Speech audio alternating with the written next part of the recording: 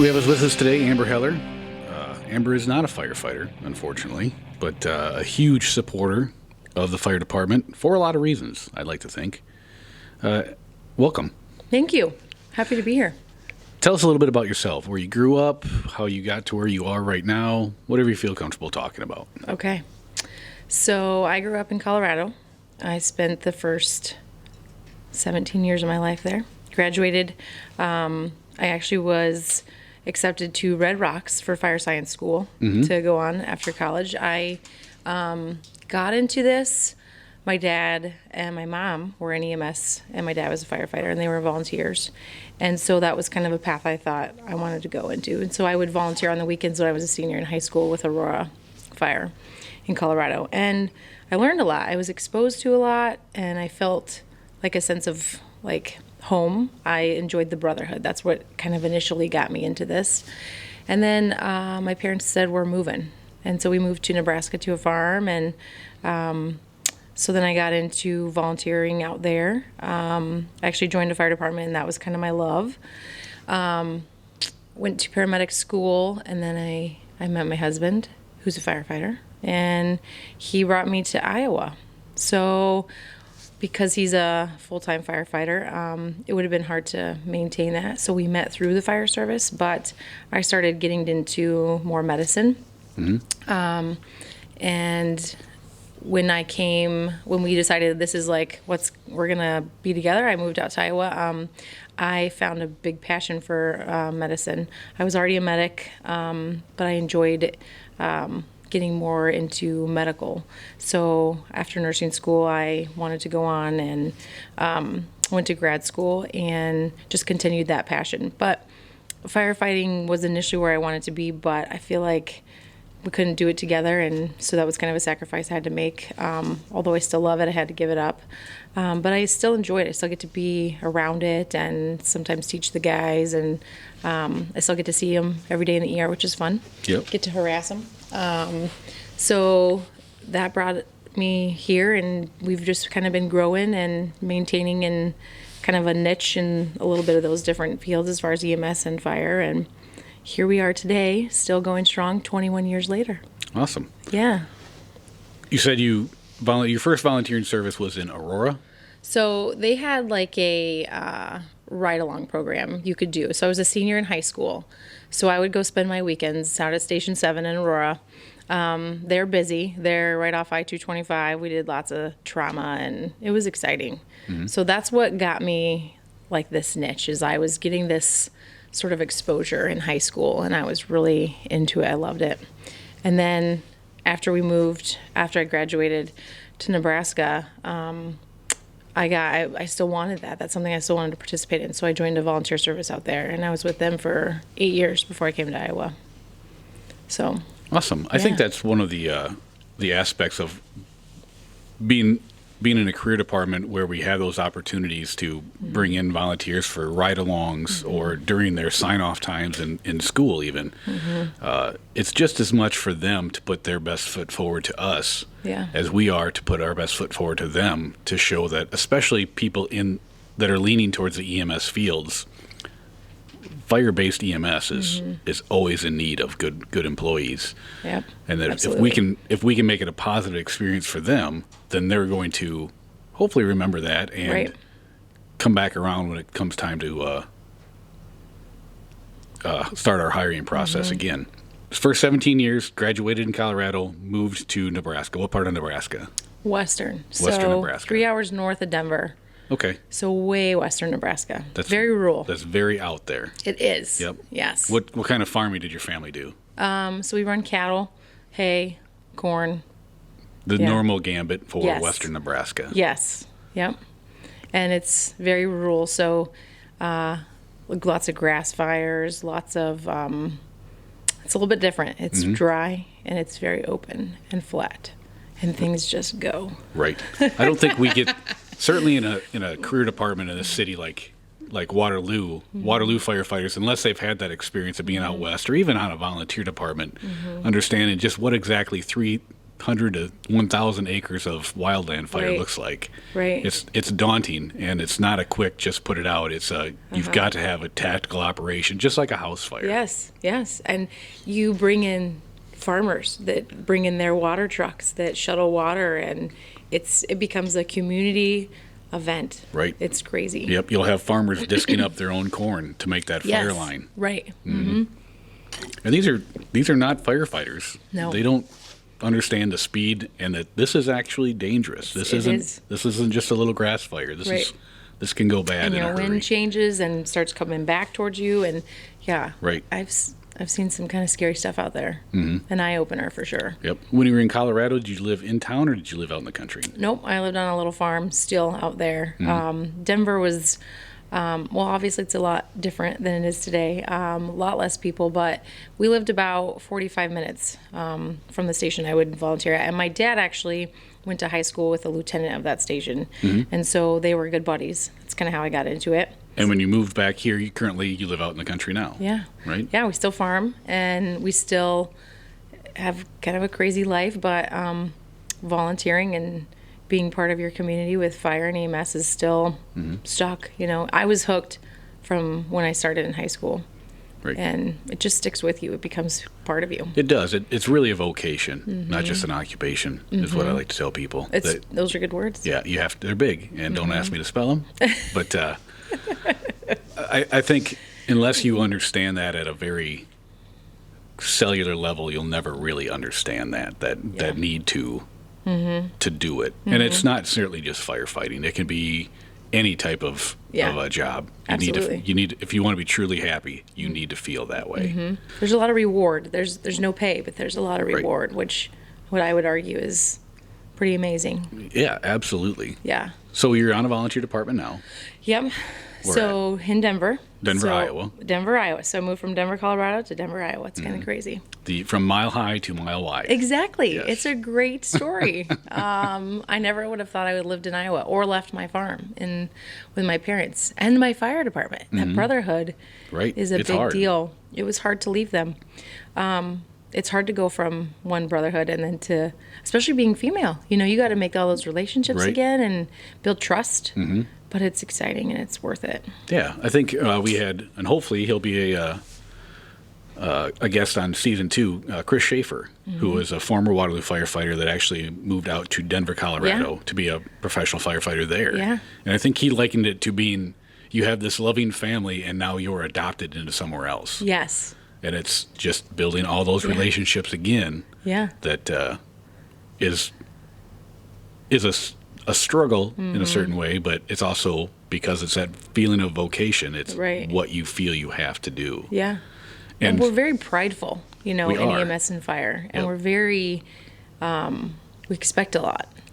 And it's like you got to come in and you almost feel like you have to prove yourself. But, I mean, it's a big deal. You got to, there's a lot on the line some days. Right. So, but it's been, I mean, it's important that you, you know, that you kind of understand what you're getting yourself into, but it's very rewarding. Yeah, it's a double-edged sword because you are prideful of the work you do, but in the same sense, most firefighters and EMS are pretty humble. Yeah. Right? It's hard to get them to pull out some stories that you've done that other people would be literally amazed at the things you do.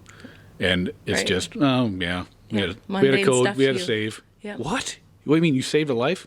I guess. It doesn't compute because there's a little bit of commonality to it, but it's also a little bit of that humility of, I note, my ambulance time was 5 years of on an ambulance front line. And you did a good job. I Thank remember you. working with you. Thank you. You did well. But I don't ever feel that I made a save. I mean, it was always team efforts, and well, I mean, we just did what we're supposed to do.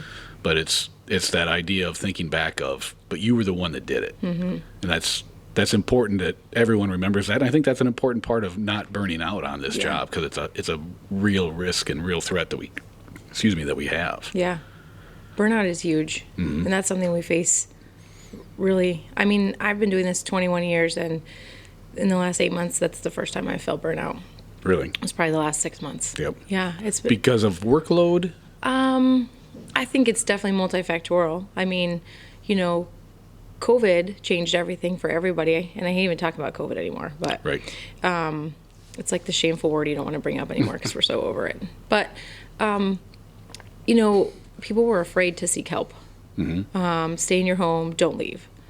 And we lost a lot of opportunity to help a lot of people because I think there was a fear that they received.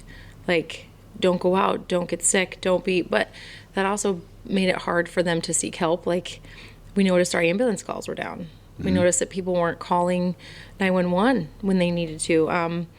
There were people at home in New York City dying of heart attacks because they were terrified to go to the ER, right? Because that's where COVID is.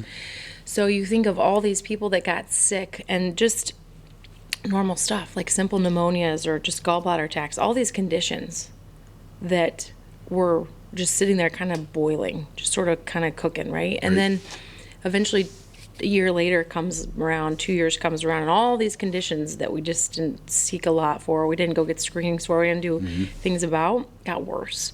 And now it's like the volumes are just so much greater. Right. We're having, our call volumes are up for EMS, our daily censuses in the ERs are up. Like, it's just busy. And there's so many patients now. And do I have literature or research to back that up? This is anecdotal, but it's really what I've experienced. So. And those calls are now chronic. Yeah. Because they've waited so long to where this was an easy fix 6 months ago, but you let it go, and now you're going to have oxygen the rest of your life. Yeah, little things like that. Yeah, or little conditions that just got worse because we didn't want to go at that time. And I take care of it every day. But and then there's still everything else. People are. It's also getting busier because people are getting out again. We are getting back to some normalcy. And so we're on the road more. There's more accidents. We're falling more. We have, we're getting back into sports and events. And so numbers are up from that too, which job security, right? But it's hard on everyone when it's so busy. It is. Yeah, I think for Waterloo, I think our ambulance calls were up 3,000. Don't quote me, but it was each ambulance up 1,000 calls. Yeah. It's insane. It is. And you take that back to your volunteer services, and it's a lot of strain on them. Right. It's hard. Well, that brings me into the next idea, that how do you get volunteers to do, especially I can understand because I was a volunteer firefighter. I never rode voluntarily on an ambulance. Which we should change. We can have that conversation another time. How do you get people to go to school? Because what's it take to just be an EMT now? A year of school? EMT is 2 semesters. It's about 16 weeks class. And there's different ways. We're getting more creative. So these are good questions because these are things that I've also been kind of trying to sort through. I've been really pushing for like night classes again. We got away from when you were in school, when I was in school, it was 2 nights a week. And then it became this more of an academy thing, and now it's 4 days a week. But who does that, right? Who can do that when you have babies at home, you have a full-time job, you and your husband work? Like, it's hard, right? You can't just drop everything to go to school. So that's been a challenge. So I've been really pushing to find a way to still get good quality education and still get that good turnout of these great students, but go back to somehow doing it at night. So Hawkeye is going to do a night program. Other programs are doing night. Around the country, it's a thing. People are going back to those night classes to get these people the chance to do it. And a lot of them are doing more hybrid. The last EMT basic class I taught was still 16 weeks, but we did a hybrid class where you did a lot of stuff online. So I recorded all my lectures. They did that stuff. And we reserved it for 1 night a week, so you weren't away from your family as much, to do all the practicals and the skills and the hands-on stuff. So being creative, trying to find ways to make it easier for people to go. I think people want to go. I think there's interest, there's buy-in there, but people are different. Like when you and I grew up, I don't think our parents didn't go to 700 sports, Right. My family, we didn't have the money to do that many sports, but we did some things. But I feel like it is very centered around kids now, which is fine. But I think we're so involved in so many avenues. So it's hard to find that time. It's hard to find that time for another thing. And it's another thing for mom or dad, right? So it's time away from your family or your Right. kids, which is really, that pulls at your heartstrings if you're going to be away from your babies. And that's more time as a single parent at home for one of you. So it's multifactorial, but I think people still want to do it. They still want to volunteer. I think it's there, but now it's like, well, I want to help my community, but PTA needs us, or this sporting event needs us, or this church needs us, or so there's so many different avenues now that need help. So it's kind of hard to get you to come to my avenue because it's kind of scary too. Right. It's not a comfort zone for a lot of people. It's not a comfort zone for a lot of people. So that makes it a little bit challenging up front. And I think with pandemics, that's also kind of scary for people to think about going into somebody who could be infected or somebody who's sick or a car accident with lots of blood and gory, and I just can't do that, you know? So I think trying to find ways be financial savvy, trying to find them grants, trying to find them money to pay for them to go, so we're not taking money away from food on the table, especially with prices, right? Gas, groceries, crazy Yep. expensive. And then trying to find a way to make that schedule so that they can get into those classes but still have a way to be mom, dad, sister, brother, whatever. It's hard. Right. And there's also a certain, I would imagine a person can go through all those classes, but there's certain things school can't replicate. When I would teach firefighter 1 classes, I would always teach that as I'm teaching the volunteer services of, I can't make it hot in here. I can't make it so there's not a safety net. At some point, your brain has to click in that you're going to be able to do this. It's the same with EMS. We can moulage someone to death, literally to death, but we can't make it so that 10:50 at 2 o'clock in the morning, where there's 7 different people sprawled all over in different states of living, we can't replicate that stress. Right. So if you can't do it, I'm asking you to figure out if you can or not before you even get there. And some people want to think they can, and they just can't. So there is that burnout of all that time afterwards.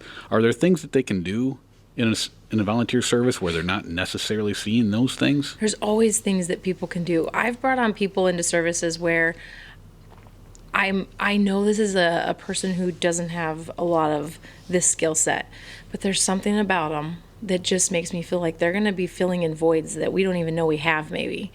There's people in our service that have done things from like a creative standpoint or used other parts of their brain that have nothing to do with medicine that have built up other parts of our service. There's still social media, there's still marketing, there's still apparel and designing what your coat's going to look like. There's so many little things where different skill sets come into play. So, and those are things that, if you can take some of that burden off of somebody doing the medicine, and you can take maybe some of the accounting away or the insurance away or creating the Facebook page or the social media or the way we're marketing, that's something else that those medical people could take off their plate and they could just focus on medicine. So there's a lot of roles that have nothing to do with taking care of a patient that could be beneficial. I've gotten to where, and I'm probably a little late in the game on it.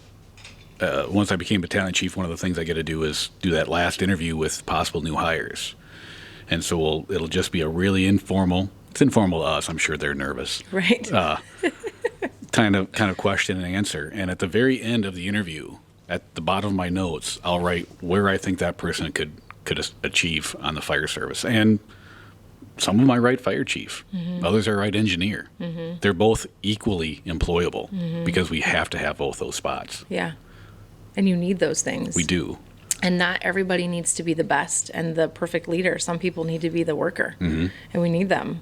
And it's good to open your mind and not kind of be sort of tunnel visioned with that, and recognize that there are so many things. Community outreach, putting on, fundraisers or doing stuff in your community. There are those things that have nothing to do with medicine that are great to have help with, and coordinating. Right. So there's really a role for a lot of people in EMS or fire that have nothing to do with it, but we just don't really necessarily think of that either. Right. Well, we don't advertise it, Right. And we're terrible at advertising those things, but also culture doesn't advertise those things, Right. right? They don't have Chicago Fire, and you have a whole day on the person that runs their social media page. Right. It's not all the glamorous parts of it. The glamorous parts are because the non-glamorous parts Yeah. are getting taken care of. Yep. The back scene, the back work. Right. Yeah, I agree. So getting in on a little bit of the need for EMS volunteers and the volunteer service, I've noticed from the career departments, we have to go out to mutual aid more and more often with the smaller communities that are volunteer because they either can't get a medic service, there'll be an EMT service, and what they want to do is tier up. Yep. Or they can't get a crew together during a day Right. to come together. How do we fix that? It's a great question. There's a lot of thoughts that go into that. I think there's not one answer.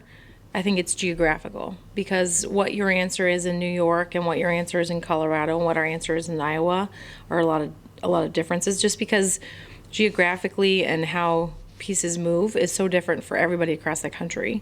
So I think you have to kind of bring it into your area, your county area. Services are struggling to get people. Obviously I'm in Bremer County and I do a lot of stuff up there, and services just are losing people. We also are paying our paramedics the same that I can go to the gas station, right, and make that job and have really no Right. responsibility and not need that education. So there's a lot to that I think that, you're worth a lot more as a medic to me, to be able to, what's the diagnosis? What drug are you going to give? How are you going to treat them? And then you're responsible for this life, a true life in the back of a box for however long it takes you to get to the next place, right? So that's a little bit intimidating. That's sometimes hard to swallow for people. So people are not signing up for that, right? It's just easier to maybe go get that other job that I don't have to pay for. I don't have to have that fancy education. I'm not going to have student loans. And I can already be making money, putting food on the table without having to do all that school. So we're losing people. So your EMS is kind of just sort of dwindling, and I worry about this. This is something we're actively trying to fix. And so we're thinking about countywide systems.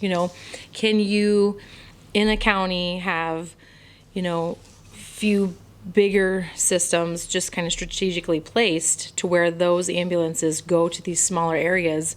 When you get there, volunteers are going to assist with you. Maybe they'll drive. You'll take your ambulance with all your advanced life support with you to that place, and then the help of the volunteers is going to assist you.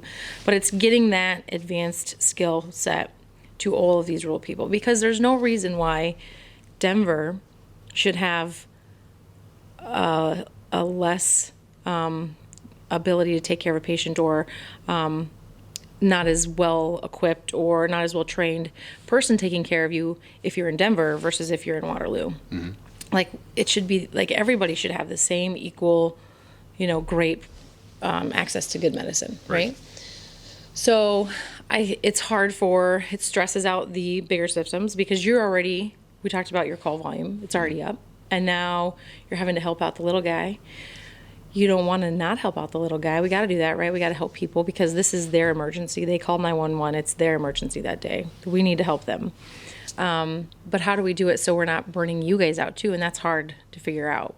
So we've tried to be creative. We're trying to think about, making EMS an essential service. That's kind of been on legislation now. It's passed now. It just has to kind of like go through the public, but trying to get more funding for EMS to support these people, to get more people in the service, to help maybe pay for school, and to get more medics into these smaller communities, so there is, that availability, that level of care for all those rural people. So Denver, Iowa is I would say, pretty typical small community. How many EMS calls does Denver Ambulance run a year, a day? Yeah. Whatever. Well, last year we had 312 pages. This year, in the month of March, we already have more than averaged a call a day. So it's up a lot already. So we cover 160 some square miles. So that's a lot of territory for a small service. It's pretty, I mean, that doesn't seem busy when your ambulance is running, 3,000-4,000 calls, per ambulance in a year for your busy ambulance. But for volunteer service, it's a lot. It seems busy if I'm a business owner and I have an employee that is on there to service, and especially if I'm a business owner in that town where I know he's the only or she's the only one that can go. Yeah.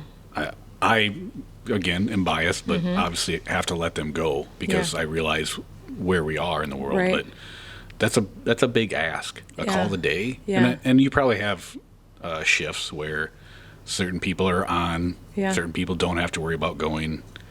It's still a responsibility. It's time away from work. It's time away from family. Yeah. And, we are lucky where in our service, with our volunteer service, our city and our community is very supportive of us. We were able to bring on a paramedic and make it a full-time position. So as of March 7th, we have a full-time medic now. And I've helped combat some of that with basically going back, looking at data and saying, these are the busiest call times. So his hours now are not 9 to 5 or 8 to 2, they are 10 to 6 because our busiest call time is 11 and 5. And it's going to help us get the greatest coverage with the less strain on volunteers. And then that helps us cover, right, when people are getting off at 4 or 5. That helps us support that to get them home, get kids settled, maybe 2 parents are home, and maybe now somebody could go on a call. Right. So being creative, getting the support of your community, being out there educating your community and showing them, Bill, can you imagine? You or your wife goes down. It's the worst day of your life. And you call 911 and no one shows up. It's horrible. And I don't think people think about that. Obviously we do. We're in the business, but I can't imagine. Your worst day when you need someone right now and nobody shows up. It's terrifying to think about. And that's what keeps me, even when I put in a 13-hour shift in the year, I'm exhausted. I just want to go home and just hit my bed and die. And then that call comes in and then you're looking and is there anyone going to go? And it sounds like somebody really needs somebody. You have to go. You have to go. And do you want to go when you're that exhausted? No, not really. Right. But you have to go because that person now needs you more and you don't want to let them down. And you don't want that to be the day where nobody shows up. Because I don't want to have a day when I'm in this situation. I'm out on my farm, something's happened, I'm laying there, I call 911 and Josh is at work, no one's home, and no one shows up. Right. I don't want that to happen to somebody. And we are in that time now. We are in that time where that's going to start happening. Yeah, it's more and more. Not only are we getting the more and more mutual aid calls, we're making it to the home of the patient. Before EMS? Before the volunteers do. I know, and this was 10 years ago. I think I had a run of every month for 4 months. I made it to someone's home in a different town. And I'll never forget, I happened to be in Denver that we made a call.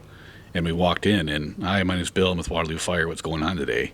And she looked at me. She was having a heart attack. She looked at me bewilderedly and said, I thought I called Bremer. I thought I called Bremer County. I'm like, you did. We're here to help. And it was a legit issue where typically in Waterloo, we're blessed with enough personnel that we send 5 people, an engine company and an ambulance to a chest pain call. And then if it's kind of a run-the-mill chest pain call where we don't need additional personnel, we let the truck go. This wasn't a run-of-the-mill chest pain call. I was training a new paramedic at the time, and it should have been his call. But I said, let's get her in, let's get her set up. You get in that driver's seat and drive, and I'll let you know if we need to do something different. And luckily we didn't, but it's scary, and that call will always stay with me. Yes. Because how long did she wait? How long did she wait before she called? Much less wait until we got there. Yeah. And let's go back to the medicine, right? Time is brain, time is muscle.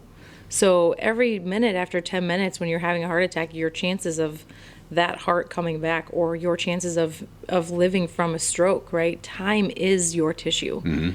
And so not only may nobody show up, but you may not survive, or you may be unfortunate to have some serious comorbidities that you are now stuck with. So outreach, support, awareness, teaching our community, letting our communities know that this is a crisis among all many of crisis, right? But this is a true crisis that terrifies me, and that's what keeps me going when I have poor work-life balance. It's what keeps me doing this, because I don't want that day for that person. And I know I can't do everything and I can't cover everything, but if I can keep putting myself out there and keep doing awareness and letting our communities know that we are in a time where you may not get an ambulance. I hope that brings in some additional people that okay, I don't know what I'm doing. I have no skill set that's anything medical. I am an accountant, or I work at John Deere. Great. I will teach you. I'll put you through school. I'll provide that for you. I will give you great training. I have lots of experience. I just need you to be willing and want to help, want to step up. That's all we need. There's lots of small towns that we're running with 3 fully staffed ambulances, 2 fully staffed ambulances who don't have them now. They're down to a single paramedic, or not even. Places are just, packing up. Their last volunteer is, 74. When I went to a county meeting, I'm looking around the room of 50 people, and there is nobody under the age of 30. Everybody is 30 to 75. That's a problem. Right. How do we get youth motivated? So I'm trying to get in with the Denver high school. I'm trying to get in with schools, and can we start doing some ride-along and some internship? Can we start getting some taste into these kids? Maybe that's going to light a fire that they want into this. This is awesome. Right. I felt really good. I just did this, and I didn't even know I could do that. Building their confidence, giving them something to strive for, and know that you don't have to know everything. We'll give you the tools. You just have to be willing. So there's lots of ways to be creative. It takes time, it takes energy, and it takes a community that's willing to do it. Right. Switch gears a little bit from your volunteer time. Okay. What's your job title? What do they pay you to do? So a few things, but full-time, I work in an ER. I'm an acute care nurse practitioner, so I live in emergency medicine 24/7. So I work in a busy ER. It's a good place. Busy ER. A very busy ER. Very busy ER. I've been there 10 years. It's a good place. I enjoy my job. We see everything, obviously, and it's exciting because you really get to know everybody, all the services. You really see all these people. Obviously, I know all of you guys at Waterloo Fire, and that's exciting. I know the volunteer services, Cedar Falls, the surrounding communities. It's nice to see the same faces, and you sort of build a rapport with them, which is fun. Right. Yeah, let's talk about that rapport a little bit. What makes a good rapport? How do you learn to trust a couple guys or a couple people on an ambulance? That is, that's a good question also. There are patients who come in that seem kind of sick or unstable, but I know voices pretty well. I know a lot of them. And I'll know a voice, and I will instantly have a sense of, it's okay. This guy's got this. This patient, sounds bad, but this is legitimately happening, and this is real because I know this person taking care of it. I know their voice. I can just feel how their call is going, because we work together, right? It's essentially an extension of the emergency department is our EMS and our firefighters. So when you get to come in, you bring a patient in. First off, I want our nurses to know that these people bringing these people in from these homes, buildings, environments can be absolutely disgusting, can be absolutely challenging, can be emotionally damaging, just whatever they saw. And sometimes just getting the patient out of there was worth a lot of blood, sweat, and tears. And so I want our nurses to know, we need to respect our EMS coming in. We need to just be quiet and listen to what they have to say. And we need to appreciate them. And we need to thank them for bringing this patient into us, because we don't know what they went through to get this person here. And it's easy to say, why didn't you have an IV? Okay, well, right. One, you should see what we pulled the patient out of, right? And doing this outside of what I do for pay, I understand that, but not everybody understands that, right? So I like to build up our nurses and our ancillary department that these guys work hard to get these people in here. And just respecting them and getting to know them. So if I keep seeing your face, I'll eventually talk to you and pick on you and make you feel like part of the family. But it becomes kind of a relationship. And I mean, I get a lot of text messages. Hey, how's my patient? Or, hey, is there something I could have done different? Or do you think this was okay? So it's kind of like full circle. You know, I've had tons of them over the last 10 years in school. And then I get to see them in clinicals. Some of them do clinicals with me, some of them in the ER. So I get to see a lot of students, but it's exciting to get to see them when they're practicing. I can harass them a little bit, which is always fun and necessary. But I can also help build them and keep building them after they leave the school, right? So giving them that real-time feedback of how that patient did also kind of closes the gap for them, like provide you with that full, what happened to that patient. It's always like, did you ever get to like know how that lady did, or that chest pain that you took in? Or very rarely. I mean, it's you a handful don't get of people, that, right? Yep, and you'd have to actively ask about it. Yes. So it's kind of like you get that feedback of how did they live? How are they? And I think that's just a great peace of mind for them. So just knowing that, you know, we have that relationship where they feel comfortable, that they can come to me, we can ask questions, we can talk about things, because, you know, not all providers are approachable. But I feel like it's important to be approachable, and it's important to be teachable and to be able to listen. And they teach me just as much as I teach them. I can always learn things from them as we go back and forth with that. So being approachable, being teachable is huge on both ends, and being able to work together, because it's full circle. I might wreck in Waterloo, and that might be the guy who's going to take care of me that day, right? So I want that person to be on their game. Right. So if I keep teaching, and they know that they can keep coming to me with questions, we're just going to make things better. You know, so having that rapport with our pre-hospital people is huge. Right. Huge. I think one of the best compliments I ever got was actually, I guess, a little bit of a critique even. I'd been on 31 for several years at this point. We had a house fire that they pulled out 2 little girls, and I got the first little girl, the one that was more serious, and her mom. And at the time, my partner was helping doing some fireground operations outside, so it was just me in the back of that ambulance with an 8-year-old girl that completely covered in soot. You couldn't tell really what ethnicity she was. Eyes were typical of completely clouded over from smoke. And she opens her eyes and starts to cough and real raspily asks about her mom, asks about her sister. And it's brutal. I have a job to do. I'm doing my job. I get my partner in. I get a driver. Brian Halverson was the guy that came and, hey, what do you need? A driver. Great driver, retired guy. It's like, I need to go to the hospital. I need to go right now. Get us there. So he got us that way. I gave my report to the nurse on call. Get it all taken care of. Days later, I'm back at work. A typical call, we come in, and kind of that relationship where we're just kind of talking back and forth. And the nurse that took the report said, you know, I knew the second you radioed in your number, something was going on just from your tone. She goes, you're one of those guys whose tone doesn't change. Yep. If it's a stub toe, gunshot wound to the head, cardiac arrest. But that one was different. And literally, she goes, everyone that could hear that radio stopped to listen. And I took that as a compliment, because I can typically keep my cool then. But in the same sense, I'm like, all right, well, I needed to probably stay a little cooler with that one. It absolutely works both ways.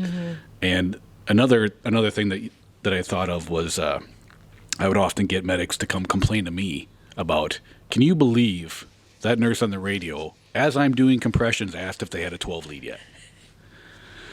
And I would normally take a big breath and say, well, we probably need to do a couple things. We probably need to have a discussion with them, because they weren't quite understanding what you were saying. But we also have to look at ourselves a little bit.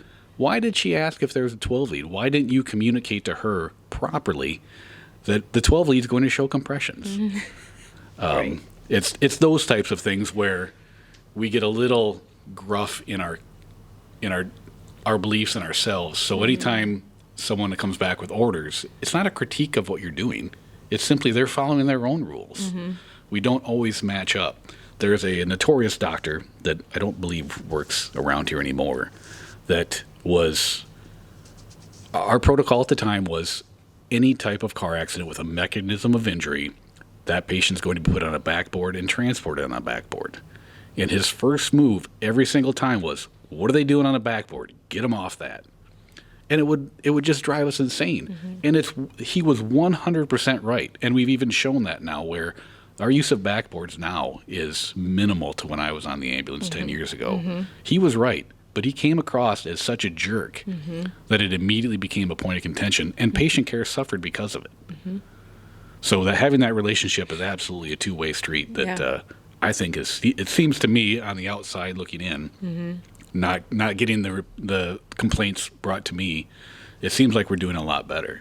Yeah, I agree, and I think it's important to just, it's almost like you have to set like the ground rules. Like, hey, these guys work hard, women, men, whoever's coming in, like let's show them the respect when they're coming in. And if you see something that could be better, then that's fine, but let's talk about it afterwards. Let's take care of the patient and do what we need to do. But we can always revisit things, right? So giving people feedback real time, one, it just happened and it's fresh in your mind and it's good to talk about it in real time. But it's so important for those relationships to stay healthy and to not be hostile if we can just have those conversations.